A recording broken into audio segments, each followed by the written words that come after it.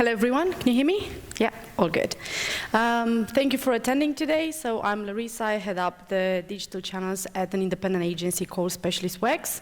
I've been working in digital for the past 10 years. Across all digital channels, so from social media to display, video, PPC, pretty much everything. But I guess that this is kind of the latest, most funky, interesting, cool, but also most difficult digital channel that we are dealing with at the moment. So I thought I'd focus my talk today on this one. So, the presentation is called Influencer 4.0, and you're going to understand in a second why is that. I think that despite the fact that this is quite a recent, well, most recent digital channel from them all, it's been already through a few phases and without people even realizing how it's been evolving through the time. It's been with us for quite a while. It's just that it hasn't been used as much as part of our digital strategy as it's used these days. But first of all, we'll start with what is influencer marketing. So basically, it's using people like this. So all sorts of individuals from, people probably never heard of to very famous people like Beyonce. So pretty much anyone who's got an audience over 10,000 people is classified as an influencer. On various different social media platforms, so they do live basically within the social media environment, maybe Facebook, maybe TikTok, Instagram, YouTube, Snapchat, so pretty much everywhere, Twitter, Pinterest. It really depends on each influencer where they specialize and they spend most of the time in and where their followers are. Saying things like this. So this is just some snapshot of the posts that they can be doing. Obviously, they do, as I mentioned earlier, they do have their own followers. So pretty much all the time they focus on engaging with these audiences in various different ways. It's either via, their interests and passions, posting about, maybe their lifestyle, if they are a singer, or a diver, or a sportsman, or whatever that may be, or people with less bigger audiences, they do literally post on their daily lives, and they do keep their audiences very engaged with that, because what we've learned throughout the past few years is that usually the smaller audience, the most engaged that audience is going to be, because people follow them not because they are Beyonce, but because they are genuinely interested in that influencer's lifestyle, passions, interests, etc. So these are the sort of posts that they can create. As I mentioned, it varies from Instagram to YouTube up there. Snapchat is very, very popular. So Twitter as well, so it really varies. And therefore, the type of work brands can do with influencers can be very, very varied. By the way, if you've got any questions, I'm happy to be interrupted and answer them then and there, rather than keep them for the end. So why do influencer marketing in the first place? So we've got some really interesting stats here, and I'm pretty sure that you're all aware that advertising is kind of losing its trust in front of people. More and more people have got ad blockers. More and more people have developed this banner blindness when it comes to social media or display advertising. We are bombarded every day with more than 500,000 messages across all mediums, may it be out of home, TV, radio, digital. We've never been bombarded like this ever before, with so many messages from so many brands. So people have developed this immunity to advertising, therefore it's becoming harder and harder to stand out in the crowd and literally get people's attention. Social media, though, has been seeing a rapid growth over the past couple of years, and I'm sure this is no news to you, but people spend on average 2.5 hours a day on social media, and they do check it very, very regularly, reaching out for their phones every 15 minutes on average. It's quite scary when you're thinking about it. Also, as I mentioned earlier, in general, people do not accept advertising anymore as they used to, just because there's so much of it. And brands have done, historically, you know, there's been some issues with some advertising campaigns and all sorts of scandals with various different brands, and people have just lost their trust in general in the advertising. However, because influencers are perceived as, you know, one single person, human being, rather than a brand, a corporation, people tend to trust them much more than they tend to trust your typical advertising, like, you know, display advertising, video, mobile, etc. Also, it's very interesting that quite a lot of people are relying on influencers when it comes to making a purchase. And I think that kind of reflects sometimes what we do in our daily lives when you're really uncertain about something, or you're looking for recommendations on Facebook, or you're asking your peers, what shall I get? Have you heard of this brand? Have you ever used this brand before? Is this a good brand? So I guess that because of all of that, again, influencers are seen much more trustworthy than the actual ads. And also, it's about the content. So this is not your typical banner ad, or this is not your typical ad on social media within an advertising slot that, you know, everyone is so very used to. So this is, you know, posts that come from the actual influencers. They are not boosted, so they are not paid for. They are literally posted by the influencers, so everyone who is following them or you know, part of their audience is seeing those posts. So it's a very organic, if you like, type of content that can be very, very creative depending on every single brand. So again, versus that blindness that I mentioned earlier, the sort of content and influencer post has got the ability to stand out in the crowd and really engage with audiences, as you're going to see in the next few slides. So now going back to the beginning is quite interesting because, as I mentioned, influencers have been around for a long time. Maybe we just didn't realize it. But it basically, I called it Influencer 1.0 because it goes as back as 1890, when Nancy Green becomes the face of Aunt Jemima in the US. And then obviously everyone knows Santa Claus and Coca-Cola. Basically, Coca-Cola are the ones who invented the red Santa Claus. Santa Claus was green before that. So they associated Santa Claus and Christmas with the color red. And then I'm sure that everyone knows the era of the Marlboro Men. So this is kind of the beginning of it, even though back then there was no talk of, you know, paid media or how do we run or digital advertising or any of that, or, you know, there was no association of these people and then the character with the actual influencers, but they were actually influencers. Then moving on, it becomes a little bit more recent and familiar for all of us. So if we're talking 2010, I'm pretty sure that most of you would have seen an Old Spice ad, if not on TV, at least online, or, you know, a case study around it, because they've been so very successful and so very funny and have taken over the advertising world. So again, this guy becoming the face of Old Spice, and similarly Mariah Carey doing this collaboration with Airbnb. That's when we kind of start talking about influencers and people being paid to become the face or becoming associated with the brand. So that's kind of the first time, as far as 2010, when we start discussing about influencers. But again, back then, there was no way you could track this. There was no way to measure the impact of the association. It was purely a spray and pray sort of situation. Now, moving on into the present day, which I called it Influencer 3.0. So, because it's been expanding so quickly, and the advertising bodies and the industry, they haven't kept up with the pace of the influencer's evolution and rapid expansion.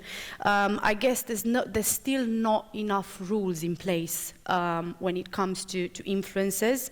There's not enough regulation to kind of describe what's good practices, what sort of followers, like what's the thresholds for the different followers. Also, what's a good result, what's a good measurement of success, how shall we deal with them, how transparent they should be about the sort of money they are making. And also, when brands are not working directly with the influencers, so working through media agencies, again, what sort of fee is acceptable? So it's all these sort of things that are not regulated still. So people are kind of a little bit lost, and our clients and the brands we're working with, and also brands in general have been criticizing influencers a lot. About the lack of transparency, many accounts with fake followers, many accounts that were actually using paid media, so literally running paid ads on those social platforms to boost their posts, which is not what influence is supposed to be about. Also being having the diva behavior, basically, trying to be seem very inaccessible, very important, etc. So, and also when it comes to measurement, not being willing to implement modern tracking methods that would actually show brands and agencies how well the campaign has actually worked. So, when we first start running influencers at Specialist Works, we actually run into this problem. So we used to work with another agency that was specialized in influencers, and we quickly realized that what was happening is from the client's budget for an influencer campaign, 30% would go to this influencer agency for their services, but then another 10 to 20% would go against paid social, so to boost their posts, to make the campaign look very, very successful. So we shortly realized that, and we just thought, hold on a second, this is not right for our clients. This is not transparent, and we're basically spending 40 to 50% of the clients' budgets on paying various different fees and not being trustworthy and transparent at all. So.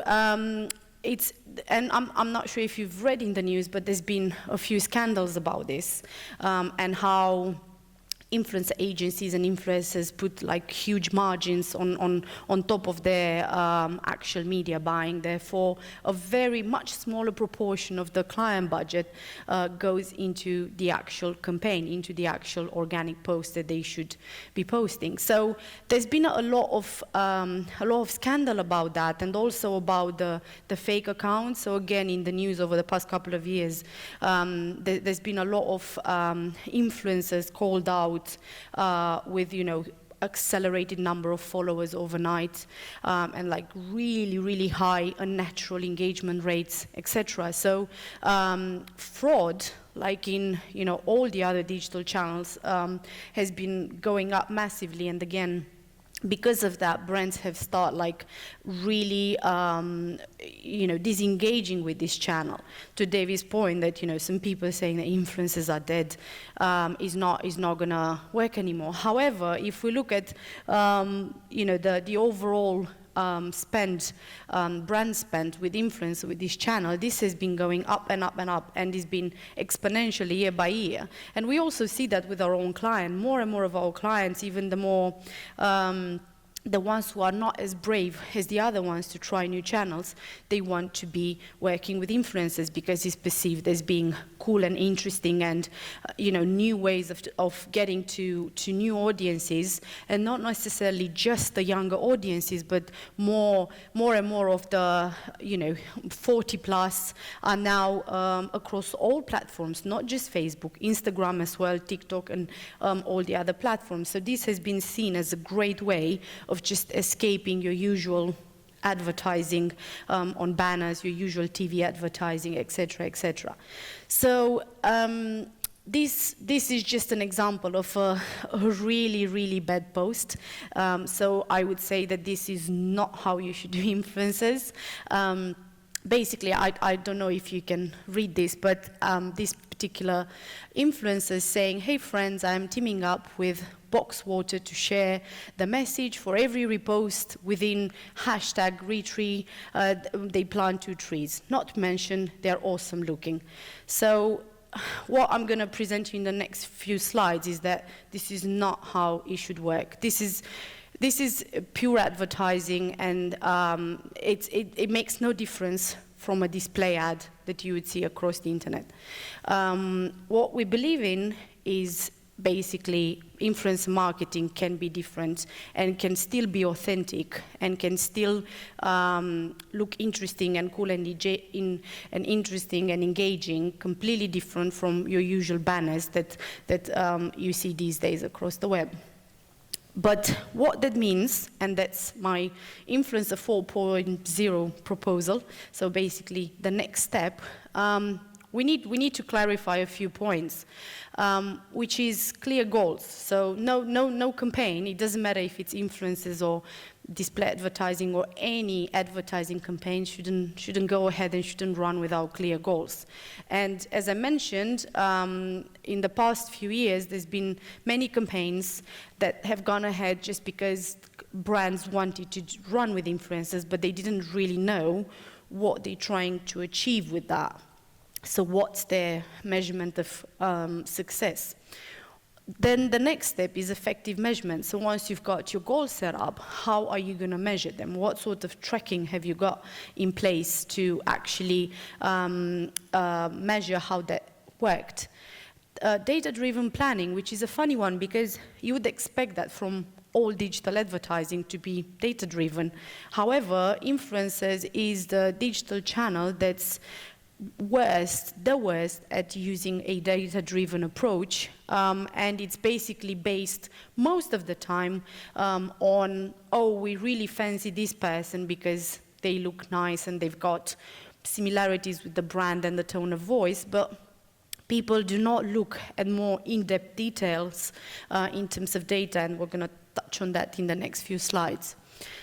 To my point earlier about pricing, like, we do believe that clear and transparent pricing is something that everyone should do, as all the other advertising channels are doing. There should be absolutely no excuse for influencers. And then how do we integrate this channel with other digital channels? Because like all the other, like with the communication mix, a channel on its own is not going to be very, very useful because people do not see these as channels or as touch points. People just are being exposed to your brand throughout the day across various mediums. So the more integrated influencers are with other channels, including offline media, the better the results, obviously. So now what we're going to do is we're going to go through each one of these points. So in terms of goals, we classify the goals that influencers can achieve in like 3 different categories. So perception change. So this is a very interesting one because quite a lot of the brands we're working with have come to us with this issue that, oh, we are perceived like being quite an old brand, or we're perceived as being quite a rigid brand, or people don't think we're interesting enough. So on the various different market researches they've done, they would have come across one of these issues, and what they want to do is change that perception. So, they want consumers to think that they're more fashionable, younger, cooler, whatever that might be. So they want to engage with the audiences in a method that would portray this status that they want to achieve. Brand awareness, it's quite an obvious one. They want to reach new audiences. They want to tap into new people rather than the ones they've been targeting so far. And then response, which is actually the the one that we're doing the most at the moment, and also the most challenging one, is basically all related to performance. So we want influencers to drive sales. We want influencers to drive downloads, app downloads, or we want influencers to increase traffic to the website. So it's a tangible result that's got to have a immediate result on and the measurable ROI from that specific campaign. In general, most of the brands are kind of doing the first two, and the reason for that is because the last one is, as I mentioned, very hard to track. But I'm gonna show you some solutions for that. In terms of effective measurement, so each one of these three categories, we're proposing here like a few ways of like being able to track the success. So for perception change, how can you actually see if your influencers campaign has been successful? So you could do sentiment tracking and social listening. So there's many tools out there that actually do both of these. So you can look at how was run word clouds and things like that before the campaign, during the campaign, and after, to see how the volumes change in terms of mentions online and sentiment, and how does if the sentiment has changed at all. So what we've seen so far is that it does, if you do implement this before, during, and after, there's some considerable results, especially during, in terms of mention volumes, in terms of how do people associate the brand, etc. So that's a very good way of actually measuring if your campaign is successful or not. In terms of brand metrics, so you can, I'm pretty sure you guys know this, there's various different ways of running it, from running with big companies like Nielsen and Comscore, creating your bespoke questionnaire and doing an exposed, non-exposed brand tracking study, to running, so there's companies that are running per user, so it costs around £2 or £3 to basically run three display ads, three questions within a display ad to ask about the campaign, or to ask about very different brand metrics, like how do you perceive brand X, or do you see brand X associated with Y or Z? So for brand tracking, it's exceptionally wide depending on the budget. You can go from very expensive things like Nielsen and Comscore, but obviously they're very thorough and detailed, and the scale is much higher, to basically running with 200 respondents, let's say, for £400, and you just get your brand tracking in place. So what I'm trying to say is that there's no excuse for not measuring the success of the campaign, even though, because some people and some brands can get quite worried about the tracking, and it's like, oh, well, but we don't have budget for that, that's way too expensive. No, there are solutions out there to measure it. Social metrics, I mean, this is the most obvious one, things like interactions with the post, but we do consider those like as being exceptionally fluffy metrics, and things like going into your Google Analytics and seeing the increase in traffic, dwell time, bounce rates, etc. We think that those are even more powerful metrics than just looking at the social metrics. And then finally, the interesting one is response. So as I mentioned, most of our brands want to drive sales. So they've got a certain cost per acquisition they need to hit, and that applies to influencers as well. Obviously, influencers is not going to be the most cost-efficient channel from them all compared to PPC or social media, but it's a new way of tapping into audiences rather than always doing just PPC and pay social. So things like sales. So what we do, there's a few things we can do to track that. So you either give each influencer a unique code, a unique landing page. So if anyone clicks on the link for their post, they go straight to the landing page to purchase whatever that may be, and each landing page has got a unique code, so you can track 100% how many sales that influencer has generated. Also, We could do QR codes, and I'm going to talk about that in a second. But there's the easiest way is through the tracking links, or they can provide in the post themselves an actual code, a unique code that can be used at the checkout, let's say. In terms of other metrics like traffic driving and things like that, it can all be done through unique URLs and then checked in through Google Analytics to see how much traffic did we get and the quality of that traffic as well. Again, to my mention earlier about dwell time and bounce rates from a specific influencer. So tracking and success measurement is absolutely vital. So these are some of the technologies that can be used in terms of measurement. As I said, from brand tracking and sentiment to total campaign results, like there's many tools there, like a simple Googling of measurement technologies for influencers would give like loads of results. Again, what I'm trying to point out here is that no influencer campaign should be run without effective measurement in place. And this is the bit that I mentioned about in-store sales, which is quite interesting. So obviously it's not, so the issue with this is that you would need to have a wallet on your phone, and not many people, I mean, some people have, especially iOS users. Obviously it comes with an integrated wallet, but Android users, not all of them have got a wallet. So I think that's the only downside of this methodology. But basically what happens is the influencer creates the post, and then they include the link to swipe up, or just a link in any post. It doesn't have to be on Instagram to swipe up. So whatever the call to action is would take take the user to their wallet, where they would have this QR code that's unique to every single influencer. They can use that QR code when they are in a shop, or they can use it online. So it's a very interesting and fast way to track, again, sales and revenue from influencers.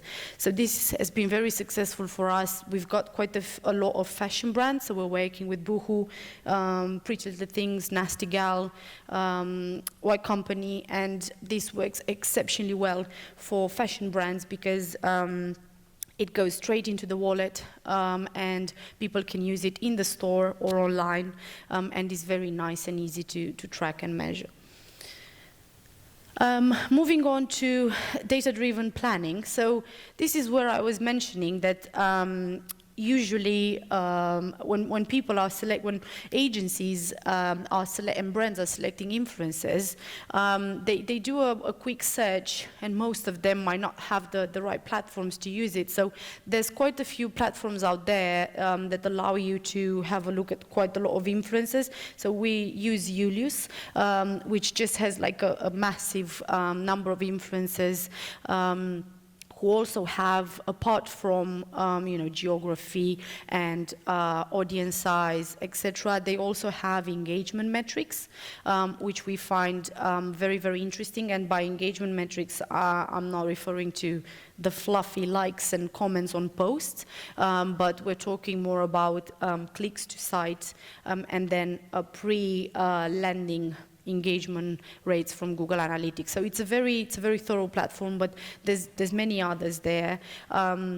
Basically, what we do is we do a very thorough job in terms of using the right influencers. So it's really interesting to see that you're looking at someone who's an influencer who's based in the UK, and you would say, yeah, I would like, if I'm running a UK only campaign, I would definitely want to use this influencer. But then when you start looking at the components of their audiences, you realize that 50% of his or her followers are in Germany and France. So is these little details that make all the difference, because that person might be based in UK, but might be a traveler who goes a lot to France or Germany, or might have just lots of followers from France and Germany. Your product's not available there, so it's a waste of your money.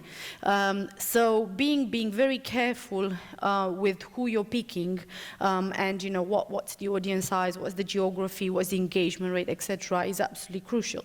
Then the right platform, again, this really depends, and I'm going to touch on this in a second.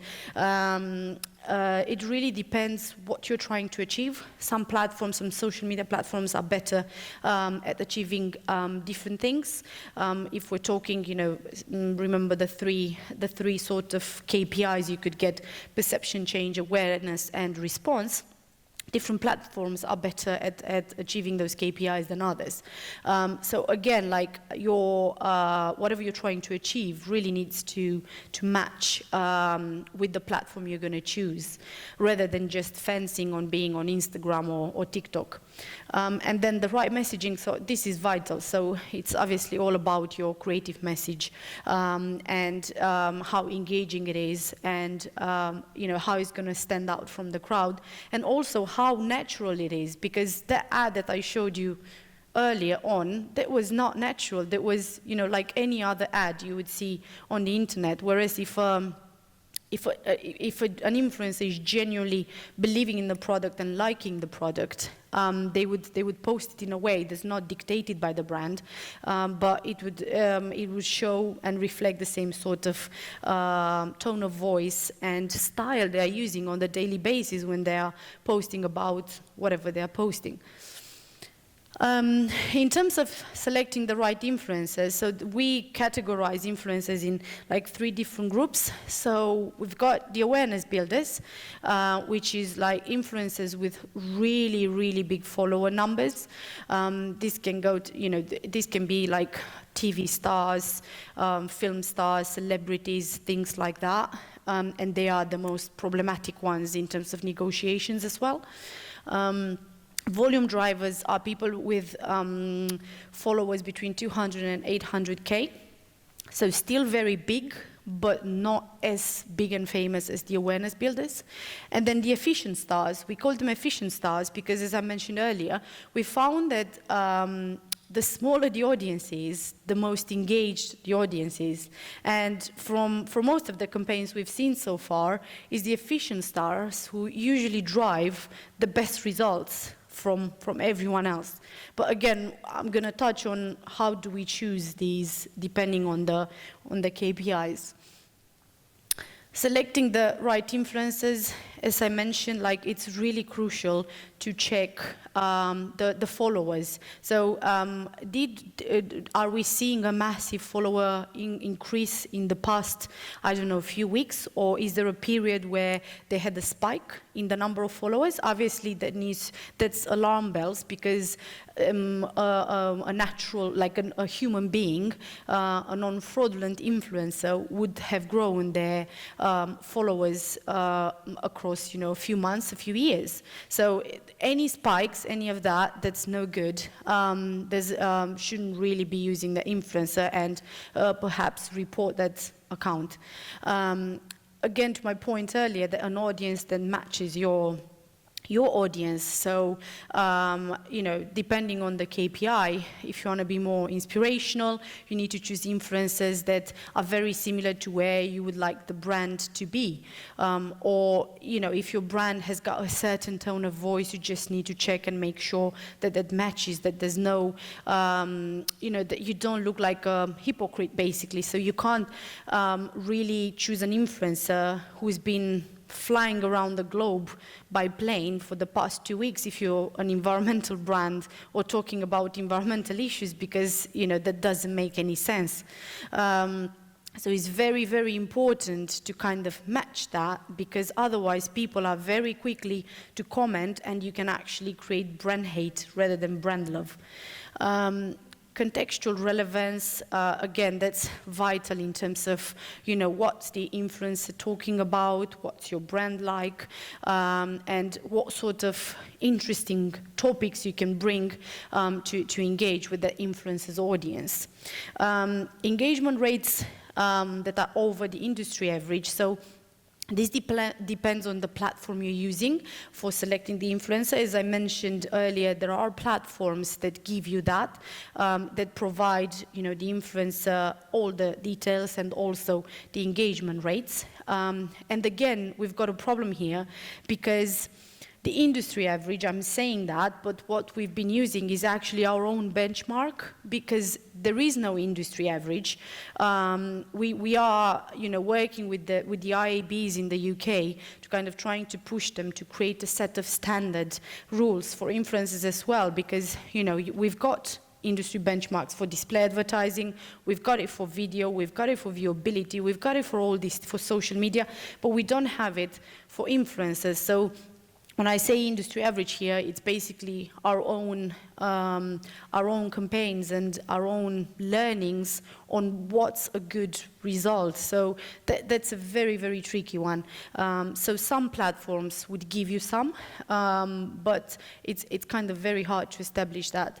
And high audience quality score, so that's my point regarding fraud as well. So it's kind of linked to the growing follower base, because the more engaged their audience is, and the biggest proportion of engaged audience, the more authentic that person is, and basically is not a fake account. Because you might have, I don't know, 200,000 followers, but if you see that only like 0.1% of them engage with the posts, there's something very dodgy about that. So that is not a real account. So that needs, selecting the right influencers is a huge chunk of planning this activity, and it does take a lot of time and effort to kind of pick the right people. Selecting the right platform. So again here, as I mentioned earlier, so it really depends, first of all, on your KPIs. It really depends on the audience. So obviously, if you're trying to reach a super, super young audience, so let's say people under 25, you would look at things like Snapchat and TikTok rather than Facebook or LinkedIn. So, and on the other scale, if you're trying to reach a slightly older audiences, Facebook is your best friend, as well as LinkedIn and maybe Twitter. So it really depends on the audience type, also on the length of messaging and how creative do you want to be, because obviously Twitter doesn't allow as much creativity as TikTok does or as Instagram does. So it really depends how much effort you want to put into this and what sort of KPIs you've got in mind and audience. Using the right messaging. So again, here the key point is authenticity. So to my point earlier about the the carton water, there was nothing authentic about that. You could just, see that it was a pure endorsement, and he was just, the influencer was just endorsing the brand. I'll show you at the end a few case studies of what we've done, and it's interesting because some of the brands we've been working with are pretty boring, to be honest. So one of them is investment, and they are aware themselves that it's not the most exciting thing in the world. However, what we managed to do by working with influencers and briefing them on what the brand is trying to achieve is basically we came up with this idea called investor phobia. So it's asking people what their biggest fears are, and basically showing them that your biggest fear is not as big as the fear to invest. You shouldn't be scared to invest. So we used influencers to kind of get the influencers talking about their biggest fears, which obviously we all have fears, and then link it back to our client. And that was a massively successful campaign because they were authentic, they were genuine, they were talking about their fears, and they said, actually, never crossed my mind that I could invest, but now I'll give it a try. There's nothing to worry, like you're not going to lose your money, because people have got, and young people have got this perception that investment is not for them, it's too complicated to understand, and obviously you can lose your money. So there are ways. Authenticity is the key to run influencers, and that's where brands need to be very flexible and allow influencers to come up with solutions that would match their audience and the tone of voice and who they really are. Because if you just put something there for the sake of getting paid, there is obvious. And, you know, people are not stupid. They will still know that there's a, you know, that the influencers are working with a brand, and you are obliged to put hashtag ad against everything, so people will know anyway that this is an ad, but it's more about the way you present your message and the way you portray your brand rather than just something that doesn't really match the influencer. Also, it's very interesting that we do work with people who are genuinely interested in the brands we're working with, and we had a few cases where we just contacted many influencers and they said, not interested, I'm really sorry, it doesn't resonate with me, so I'm not going to do it because I don't believe in this and I don't like this, so I'm not going to do it. And we just had to turn around to our brands and say, we're really sorry, but we couldn't source enough influencers for this campaign. It's better not to do it than to do it just for the sake of running an influencer campaign.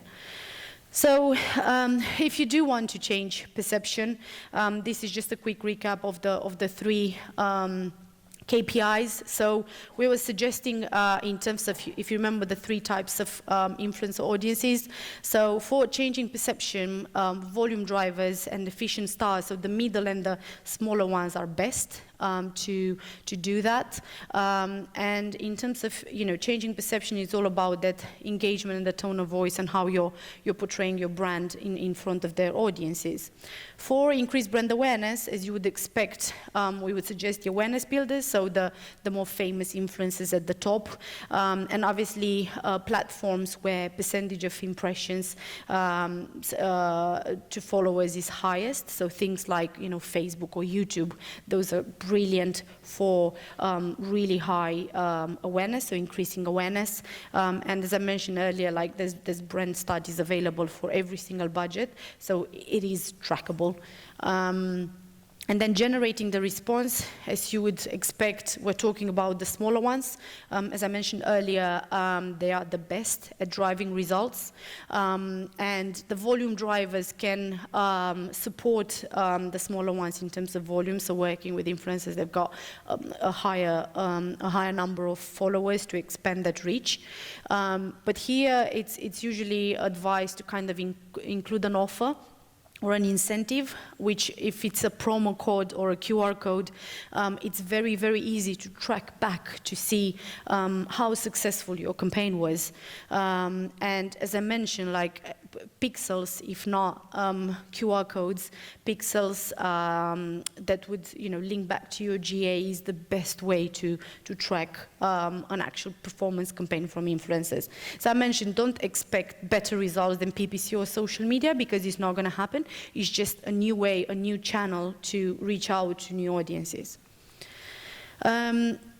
Quickly on clear and transparent pricing. So what we do after we've sourced these influencers, so after we identify influencers, we put them on a media plan, on an Excel spreadsheet, if you like, line by line, so their names, their followers, what platforms they are on, engagement rates, etc. And we also put against each one of them a cost. So how much would that influencer cost to run that campaign, and what would the brands get for that? So let's say this influencer costs £5,000 and you would get 5 Instagram posts, including 2 stories, 2 YouTube videos, and 3 Snapchat bespoke creatives.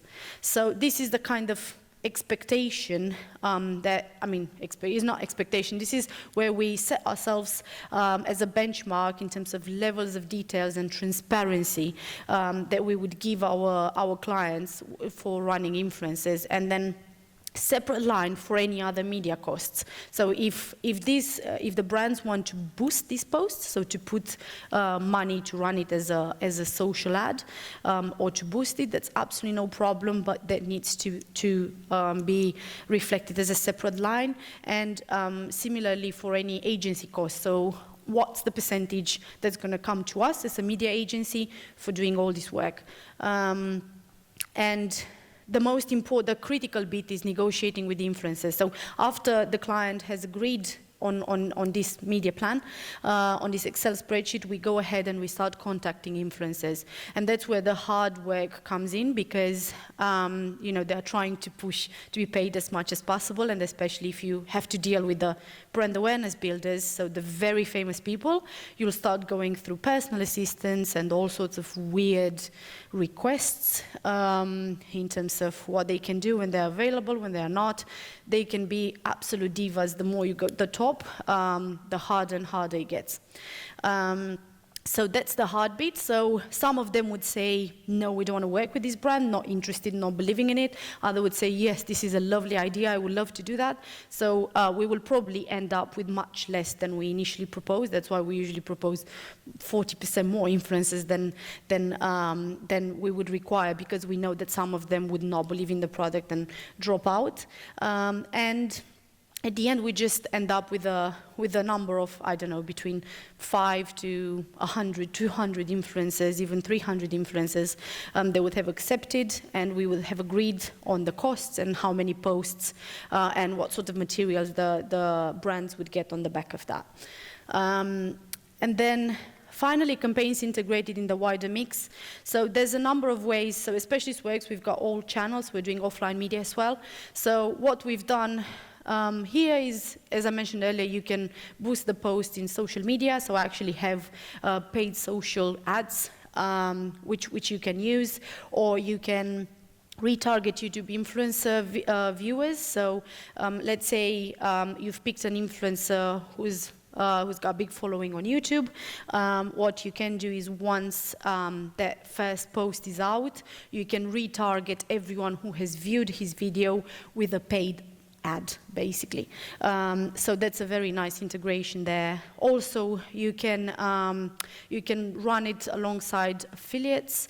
You can also use certain keywords that the influencer used in their posts against your PPC campaign in a separate group, and just run a test, see how that works. Or what we are doing is we're using their posts as an A/B test creative in display advertising. So we use the normal display ad that you would get from a creative agency versus an influencer post.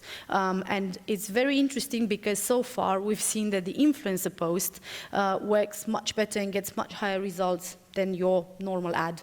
Surprise, surprise. And yeah, so what does this Influencer 4.0 marketing, what makes it different? So as I mentioned earlier, so it's all about the client needs and the KPIs. So it's not about the influencer. Most of the brands are making it about the influencer because they fancy someone or they like someone. It's not about that. It's about what your brand stands for, what you're trying to achieve. Therefore, you should mirror that with your influencers, not the other way around. And most importantly is measurement, and how do we measure success, and how do we use the right metrics to measure that, and making sure that you're fully transparent and really clear on what's being delivered and what the prices are. And what happens when you get things right? So just quickly, a few case studies. So this is Aliexpress. I don't know if you've heard of them. They are massive in China, and they've got this very interesting idea. They've created the Singles Day because, so 11/11, obviously 1111, they've created this Singles Day in China that gives people an excuse to shop a lot if they're single. So they create a lot of offers for their customers for the Singles Day. But what they wanted to do is, because this has been so successful in China, they wanted to push this initiative into Western markets and Russia as well, and Middle East. So they wanted us to use influencers to kind of get the awareness piece out and get Western Europe, Middle East and Russia know that, there's a day a year where you can treat yourself because you're single and you're fabulous. So basically, these are just some of the results. The KPIs here was brand awareness, so we looked at kind of fluffier things, but that's what the client wanted in terms of number of views for their videos and the numbers of pieces of content that the influencers created. So we've been massively over target in terms of all the metrics, as you can see. And Aliexpress won't share that with us, but they were exceptionally pleased because we contributed to a huge number of sales. As I mentioned earlier, they had trackable links, so they could track all the sales that came through influencers. So that was one. Rymin, which is a stationery brand in UK. So this is just the UK only campaign. They wanted to drive sales. So what we've been doing, we've been working with a lot of influencers who have a younger audiences and working on things like back to school campaigns. We were looking at cost per click results and also increase in sales. So trackable links all the way through. They could take the codes in the store, they could use them online. During the campaign and shortly after, whilst we're monitoring sales, we've seen a 37% increase in sales. Scottish Friendly, this is the investor phobia thing I was talking about. So fear to invest. It was more an awareness campaign and perception, and that's where we also tested an ad, normal display ad versus an influencer ad in display and social media, and that's where influencers ads work much better. This is another game where we ran in the USA. We wanted to achieve downloads and brand awareness. And then finally Alibaba, where we wanted to drive people to the website and drive awareness. We monitored sentiment here and how many pieces of content they generated. So there are results, and it's a channel that can work very well as long as it's planned correctly and then run correctly. So if you've got any other questions that you want to discuss, like in person, I'm happy to be asked and have a conversation. I'm going to be around. But yeah, thank you for your attention. And now, if we've got any questions, right? Happy to take any questions.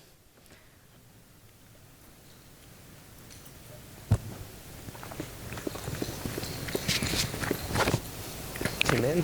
Safe distance. Good catch. Hi, I'm Amr Shafiq from Paramount Media. I have two questions. The first one, is there a minimum number of influencers you would use in one campaign? Yeah, so it depends. It depends on the brand's budget. Basically, I would say minimum 10. Because if you don't have a minimum reach, a minimum volume, you're not going to see much impact on your results. So it's usually 10, but we did work with some startups, and we actually worked with 2 or 3 influencers because obviously they were a startup, they didn't have much budget, and they just wanted to reach a very, very niche audience. So we work with some of those efficient stars, as I mentioned, so people with like a few thousand followers, and that worked really well for them. But I would say for a more established brand, it's a minimum of 10. I heard you saying hundreds. Did you ever did a campaign with hundreds of influencers? Yeah, so for Alibaba, there was Alibaba and Aliexpress. I guess those were the biggest campaigns we ever run, influencers-wise, because they do have considerable budgets as well. So that was 200 plus, actually. It took a lot of work, like contacting that many people and then running with them. Plus, they were from various different countries, so the language barrier was, but we sorted it out in the end. We were lucky that we had around 6 months to kind of plan it all before going live. Otherwise, yeah, it wouldn't have been possible. Nice. Okay, the second question is about the Phobia campaign. So this was like, did you give a name for the campaign that all influencers was talking about, or it was just like an organic content from the different influencers? So the influencers have been briefed on what the brand was trying to achieve. So the brief was Scottish Friendly is trying to raise awareness amongst younger people that investing they shouldn't be scared of investing, basically. Investment is not a scary thing. You're not going to lose your money. It's completely safe. Just give it a try with us. So that was the brief, but how they twisted and how they posted and what sort of content they created for that, it was completely up to them. Most of them have chosen to speak about their fears. And for example, one of them went to Thorpe Park and went in a roller coaster and did a quick video of like going in a roller. It was like, I was so scared of roller coasters, but like, I gave this a try. I'm still not liking it, but at least I tried. So it's kind of linking it back to lifestyle and to what they were doing on a daily basis. But we don't prescribe what they should say. Yeah. We just give them a brief, what the brand is trying to achieve, what's the measurement of success, and they would go crazy in a good way with their creativity, and that's where it works. Otherwise, if you're like the bottled water and you just say, oh my God, this looks amazing, and they're eco-friendly, and they're amazing, and like, that's not going to work. Yeah. But did they mention the brand or not at all? Yeah, they have to. They have to. So they have to mention its hashtag ad, and it's also like they have to mention it's sponsored, and they had hashtag Scottish Friendly. So you don't have to mention the brand if you don't want to, but you have to mention it's an ad. So Perfect. People know that it's a sponsored thing, it's not. Yeah. All right, thank you. Thank you. We've got one here. Here. Sir? Thank you. Chris Meeko, I'm from Zero Waste Scotland, a Scottish Government delivery body. I guess we're in the the business of behaviour change. So yeah, we're looking to kind of get people to do different things around sustainability, recycling, etc. You're talking about business goals. I guess if you get any examples of where behaviour change fits in terms of a behaviour or a business goal. So yeah, rather than try to sell things, how have influencers been able to influence people in terms of day-to-day behaviours and the things that they're doing in their lives? Yeah, sure. I mean, I guess that the first example that comes into my mind is, again, Scottish Friendly, but also Aliexpress in terms of the 11/11. So that was what they were trying to do is basically they've invented this event and they were trying to kind of not change behavior because they're not changing anything, but raise awareness and make people buy on that specific day. It was literally like creating another Black Friday, if you like, or a Cyber Monday. So create a pattern sort of thing that had obviously, that would generate sales and revenue for the company. So with Aliexpress, I guess that's where it was their first campaign. We're preparing the next one for this year. It was the first time when they were trying to first raise awareness, but also educate people and get them to do it again this year, basically. Most of the posts we did end it on the note that hope you're going to buy something for yourself and hopefully you will be back next year. So kind of preparing them and kind of educating them and getting them into this habit of, just treating myself to something nice if I'm still going to be single next year.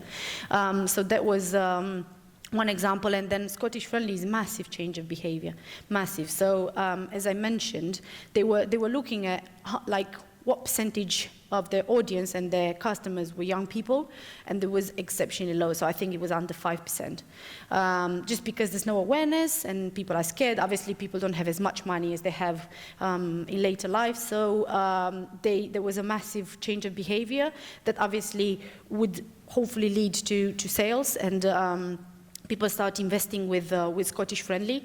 And after that campaign, we've seen like a huge spike in traffic to the website and on that specific page about investment and education around investment from audiences under 30, which was brilliant. That's what we wanted. The sales didn't go up overnight because there's still you still need to have the money even though you've understood the process and you're not as scared as you would be. You still need to have the money. So that came along, I guess, in about 6 months. They kept tracking to kind of see if there's any spikes, because we did tell them that this is not going to change overnight.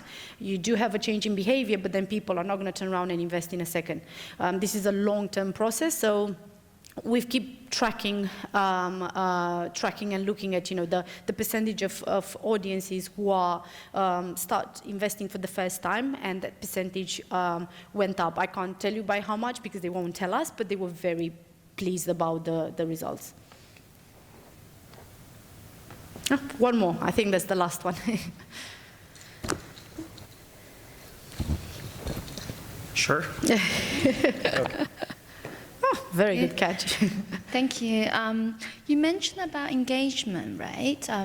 What is the benchmark engagement rate for financial services sector? Yeah, so that's a very good question and a very tricky question because when I'm talking about engagement rates, as I mentioned, it's what we've gathered from our own education and from our own learnings. There's no industry benchmark overall, and especially specifically not for the financial services. What we've seen with Scottish Friendly, it also depends on the platform. So obviously you would get something on Instagram versus YouTube versus Facebook, etc., etc. But what we've seen so far, so if I'm going back to the sort of case studies, so click-through rates, you would look at 0.3. What we've achieved was around 1%. That's kind of the 0.3 is kind of your display industry average as well, which 1% is quite high. And then just going back through these, so 1.6. But again, this is Scottish Friendly, so if you like, it is financial services, but it would vary a lot.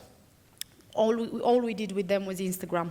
So 1.6 average benchmark for Instagram, and we achieved around 3%, which, compared to like any other digital channels, that is quite high. Not amazing, but that is quite high given how boring this product is versus, I don't know, some fashion brands or whatever that may be there. Does that help? Yeah, Cool. Thank you. Great, no worries. Cool. All right. Thank you for your attention, everyone. And yeah, if you've got any other questions, just grab me. I'm happy to have a chat. Thanks.